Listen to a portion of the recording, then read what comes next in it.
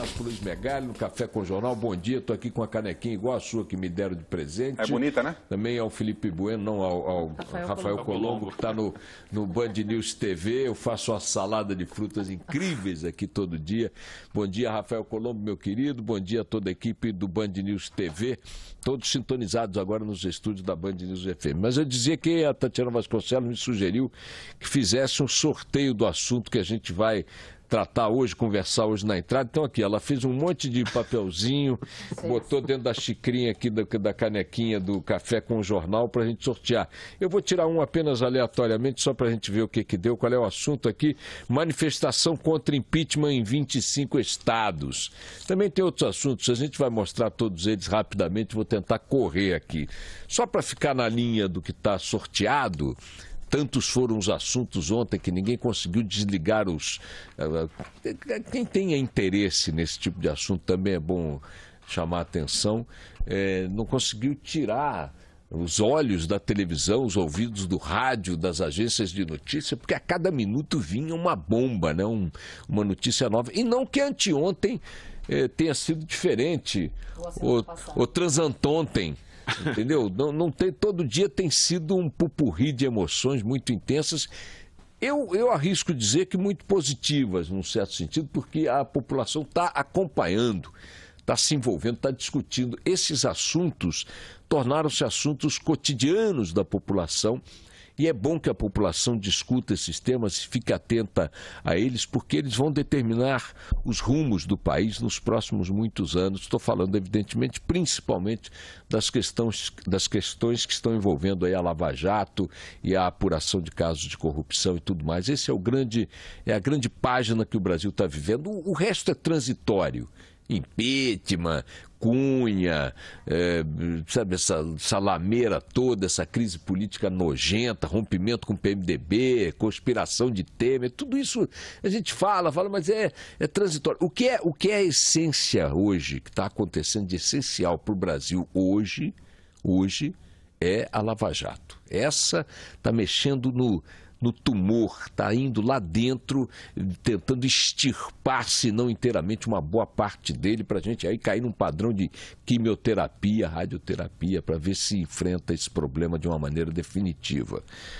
Outro dado a chamar a atenção é que as instituições estão aí funcionando e tal, com razoável independência e tal. Estou me referindo basicamente à justiça. Ontem o Supremo Tribunal Federal reconheceu que o rito adotado pela Câmara para dar início ao processo de impeachment estava correto e que Eduardo Cunha está legitimamente à frente desse processo. Apoiou, portanto, o Supremo, não foi o Supremo, foi o relator. O Supremo ainda vai votar o voto do relator, ainda vai julgar o voto do relator. Mas o voto do relator reconheceu como correto o rito adotado na Câmara, a saber, a escolha de uma comissão do impeachment por voto secreto, a presença do Cunha na condução do processo, o poder da Câmara para instaurar o processo independentemente da opinião do Senado. Todas essas reivindicações, esses questionamentos tinham sido feitos por aliados da presidente Dilma. E o Supremo derrotou. O Supremo, não, desculpe mais uma vez, o Fachin, o relator do processo, deu voto, parecer contrário a todas essas pretensões. Eu só estou falando das instituições funcionando, porque vejam, num caso que é crucial para o Planalto, para o governo, para Dilma, o ministro que opinou contrariamente ao Planalto, ao governo e à Dilma, foi o último ministro nomeado pelo Planalto, pelo governo e pela Dilma para o Supremo Tribunal Federal. É louvável observar-se, sem entrar no mérito, que um ministro nomeado pelo governo há tão pouco tempo, ainda com a frigideira das articulações políticas para sua nomeação quente, vai lá e decide com toda a independência, contrariamente aos interesses desse governo que o nomeou. O nome disso é independência, que é tudo que a gente precisa da justiça de uma maneira geral e do Supremo em especial, particularmente nesse processo de impeachment. Mas o sorteio aqui falou das manifestações. Um ouvinte ontem me escreveu dizendo: quero ver agora se você vai dizer que a manifestação pró-Dilma também foi um fracasso. Olha, eu considero que sim. Eu considero que sim. se você colocar o tipo de mobilização realizada, né, por sindicato, deve ter, sabe, essa coisa de tomar ônibus aqui da prefeitura, lanchinho, camiseta, etc. e tal, ela tem um caráter, sei lá, aparentemente menos espontâneo do que o de domingo passado, que as pessoas vão para a rua mobilizadas por si mesmas, individualmente e tal. Mas tanto um protesto de domingo contra a Dilma, quanto este protesto de ontem pró-Dilma, contra o impeachment, os dois protestos não foram protestos que você tivesse olhado como olhado, por exemplo, para aqueles de 2013, em que você dissesse, olha a massa na rua, olha a população espontaneamente na rua. Tanto de Dilma ontem quanto o anti-Dilma de domingo não foram manifestações inequívocas de que o povo, a população, a massa brasileira está mobilizada, pelo menos para ir para as ruas. Isso se nós considerarmos corretos os números do Datafolha, que deram 55 mil pessoas na movimentação de ontem e 40 mil pessoas na movimentação de domingo passado. Em São Paulo, claro. Porque se você for considerar as avaliações da Polícia Militar, o número de ontem cai para quanto? 3 mil. O número a CUT diz que foram 100 mil, claro. Sempre os organizadores aumentam. A Polícia de São Paulo, por alguma razão metodológica, uma redescoberta da matemática, fica em números tão díspares que você não sabe com quem que está conversando estatisticamente. Você tem divergências nos números, tanto na manifestação de domingo passado, quanto nesta de ontem.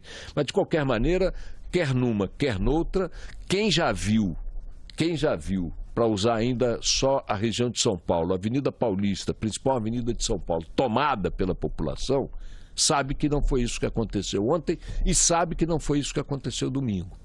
Então, nesse sentido, as duas manifestações fracassaram, rigorosamente fracassaram, como termômetro da adesão popular espontânea, maciça, inconteste. Agora, se é assim mesmo, se está apenas começando, se daqui a pouco não sei o quê, se era um esquenta, eu não sei. Estou me referindo a esses dois episódios especificamente de ontem e de domingo passado. Outro assunto que está na ordem do dia. O nosso Procurador-Geral da República apresentou ao Supremo ontem pedido para retirada do Cunha, para que o Supremo Tribunal Federal retire o Cunha da presidência da Câmara, sob alegação de obstrução de processo e, segundo a Folha de São Paulo, mais uma denúncia contra o Cunha de que ele teria recebido 52 milhões de reais de propinas. Então tem mais uma denúncia, além das contas da Suíça, de tudo que a gente já sabe, mais uma agora com base em provas coletadas pela Lava Jato, acolhidas pelo Procurador-Geral da República, de que o Cunha recebeu 52 milhões de reais de propina do esquema da Petrobras. Não sei se foi o total ou se em apenas uma operação. O Supremo agora terá que decidir se Eduardo Cunha está constitucionalmente respaldado para permanecer na presidência da Câmara.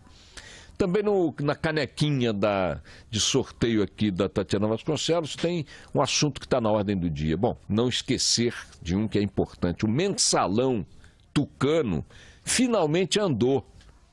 Finalmente andou.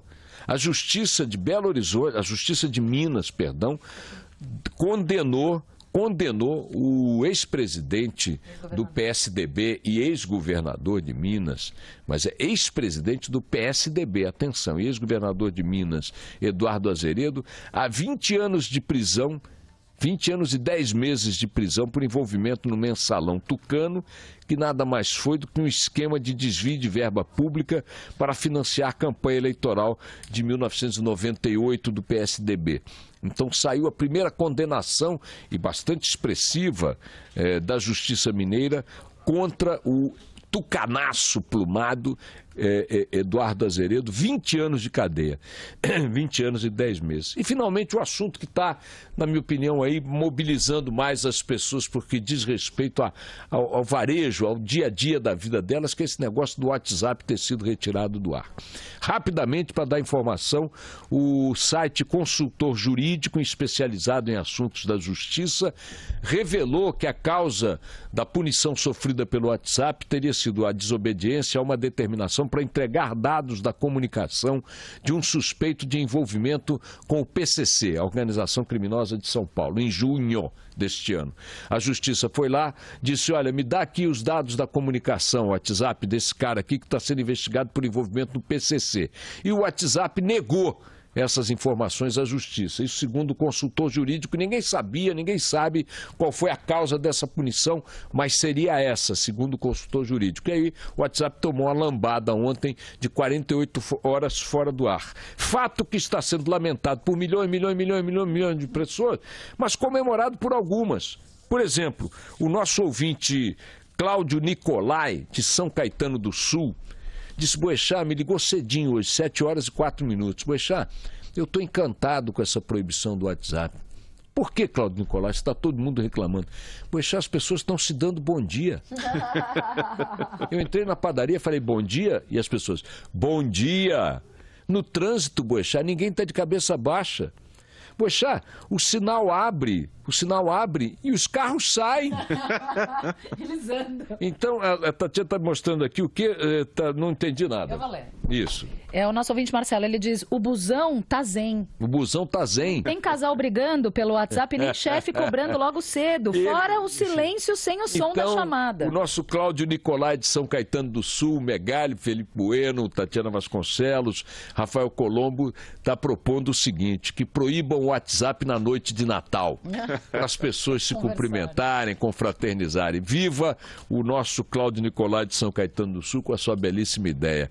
Vamos lá, toca o barco, minha gente.